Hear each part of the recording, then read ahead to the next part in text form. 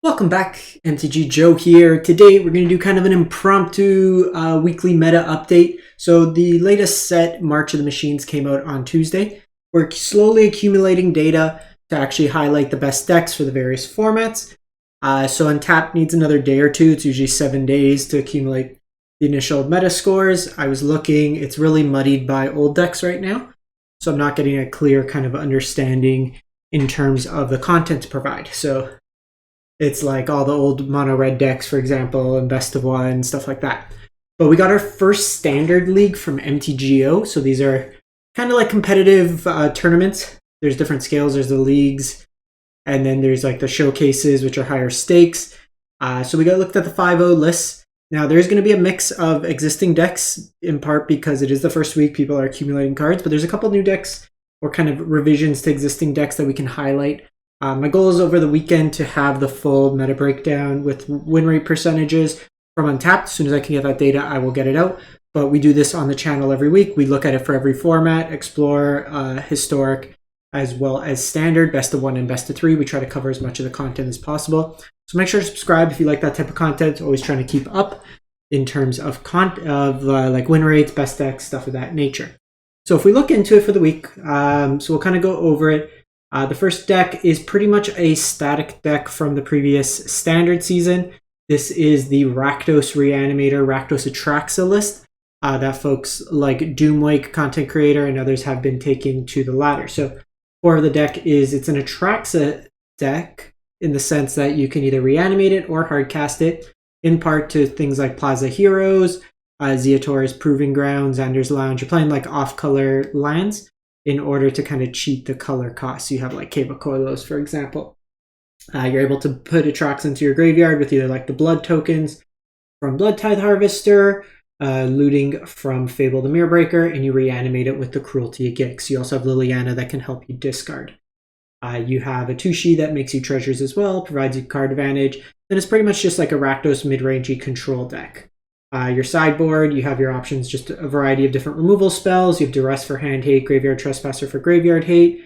Like we can see just a bunch of different removal spells here. Obliterating Bolt, Brotherhood's End, Gix's Command as a pseudo sweeper, Flame Blessed Bolt. You have a Shield, Druidwin, like against like mono red, a lot of card draw decks, stuff like that. Then against like go wide strategies, you also have Toxroll that could come in, just allowing you to sweep your opponent's board and kind of apply pressure to that. The next deck up is mono white. Actually, sorry, not mono white. This is blue white control. So a deck that we haven't seen too much of. I got a little ahead of myself with the ambitious farmhand. I got a little ambitious, you might say. But you have farmhands as your only creature, helps you hit your line drops. This version is a blue white deck, but you'll see it's got Spara's Headquarters as well as Rafine's Tower. And this is to allow you to be able to have. Are they not playing? So they have Laydown Arms. Only the one copy of Laydown Arms. Oh, sorry, 3 in the main as well. The MTGO layout's so awkward. Like fill the space better. So typically you play that because it allows you to have a higher count of planes. And then this also helps you have dual lines as well. So as opposed to like the fast lines, and this is a control deck, so you can also cycle them late game if you hit enough lines. A bunch of counters in the deck. You have Negates, Dissipates, Essence Scatter, Card Advantage with Memory Deluge, Removal and Faithful Absence, March or the Otherworldly Light, Ossification, as well as Laydown Arms, Sweeper and White Sun's Twilight, which will be one of your primary win conditions in the deck. You have the Silver Scrutiny as well for card advantage to mix in, Depopulate Farewell. You can mill your opponent out with Jace, or you have the Wandering Emperor as well, just to make creature tokens. And then you also just have the Myrex hanging out in here. Your sideboard, just again, counters where they're relevant, Malavin Hermit for non-creature spells, Sunset Revelry for the aggressive decks, some more removal spells, early aggressive decks that go wide. You have Temporary Lockdown, Destroy Evil, Knockdown Blow for the mono red decks, or just like aggressive decks, and another Sweeper. I'll link this so you can just copy all the deck lists if you're interested in any of that. Again, then we just go to like another Rakdos. This one's just an Invoke Despair deck. I'm not going to go too detailed. It's pretty much tried and true at this point. A lot of the decks are now moving towards Vampire's Vengeance in the sideboard. A lot of your creatures happen to be vampires. that would get hit by it. So stuff like Bloodtithe Harvester, and it helps with the aggressive decks. We have another deck in 5-color Domain, which has seen some fringe play. Again, nothing new in this particular list, but we have, it's another Atraxa pile that looks to hardcast in this version. You have Archangel of Wrath as a way to kind of blow up or deal damage, gain you life, kind of play into that. Lots of removal, go for the throats, Unleash Inferno, you have Farewell. Drag to the Bottom's a pretty solid sweeper at 4 mana. It's very easy to turn on Domain in this deck. Herd Migration, early game helps you find your line drops, insulates your life total. Late game just makes you 5 3/3s. Since you'll most likely have Domain, a very efficient removal and Leyline Binding, 1 mana flash, exile anything. Briefcase could ramp you early or late game. You can sacrifice it and draw 3 cards. Bankbuster has kind of been the mix.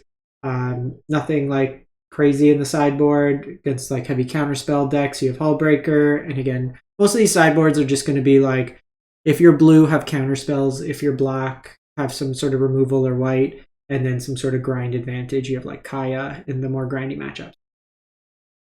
Then we have mono white. This version is not, I've seen some of the lists, or like some folks trying out the new 4 mana Elspeth. Elish Norn in the list, but pretty stock mono white mid-range deck. So I won't go too into detail here. Again, we're waiting to get some more stats, but this is the deck. I saw this deck and it looked sweet. New cards alert.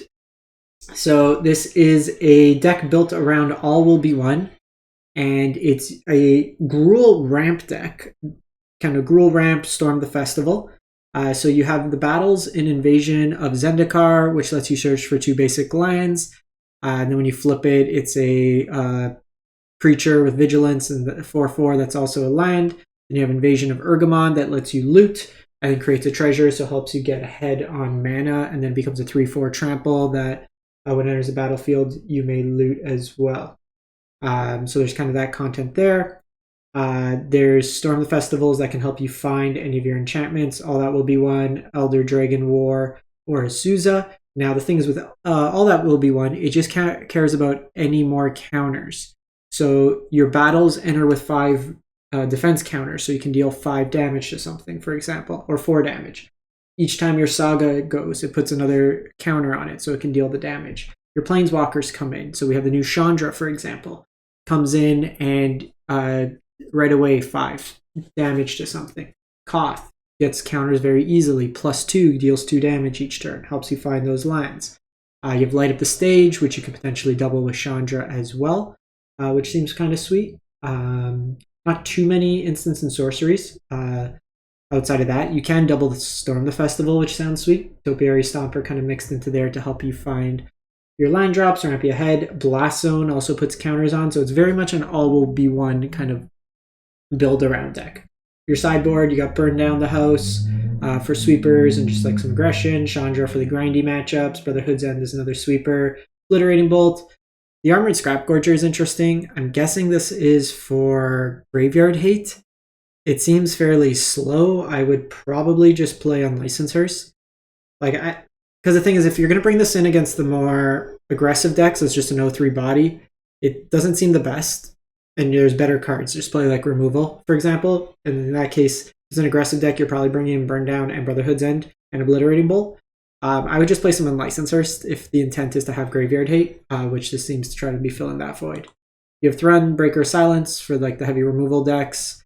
Stuff of that nature, and then Amigos as a catch-all.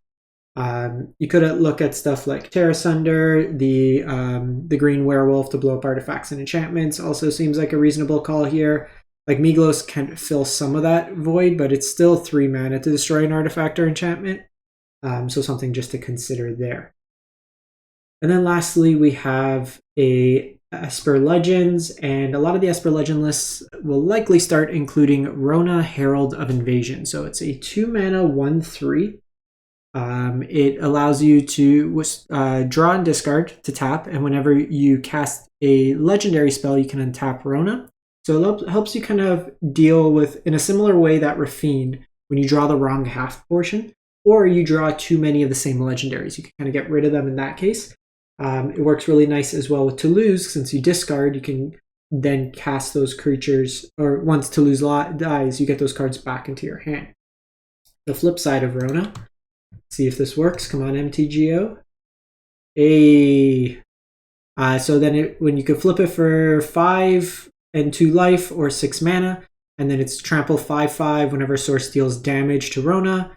That source's controller exiles a card from their hand at random. If it's a land card, you may put it into the battlefield in your control. Otherwise, you may cast it without its mana cost. So early game, it helps you set up. Late game, like if they deal any damage to it, then you're just like stripping their hand and getting card advantage and everything like that. So seems like a really interesting fit in terms of the deck.